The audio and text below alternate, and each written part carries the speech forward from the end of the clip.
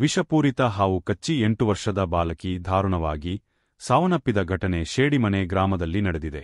ಮೃತಳನ್ನು ಶೇಡಿಮನೆಯ ಬೆಪ್ಪರೆ ಗುಡ್ಡೆಯಂಗಡಿ ನಿವಾಸಿ ಶ್ರೀಧರ್ ಮಡಿವಾಳ ಅವರ ಪುತ್ರಿ ಸನ್ನಿಧಿ ಎಂದು ಗುರುತಿಸಲಾಗಿದೆ.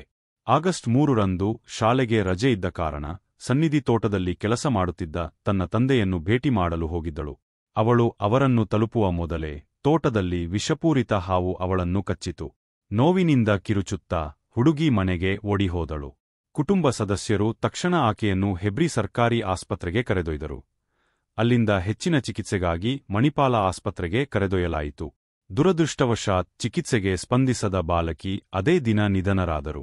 ಶ್ರೀಧರ್ ಮತ್ತು ಜ್ಯೋತಿ ದಂಪತಿಯ 4 ಮಕ್ಕಳಲ್ಲಿ ಸನ್ನಿಧಿ ಕಿರಿಯ ಮತ್ತು ಏಕೈಕ ಪುತ್ರಿ.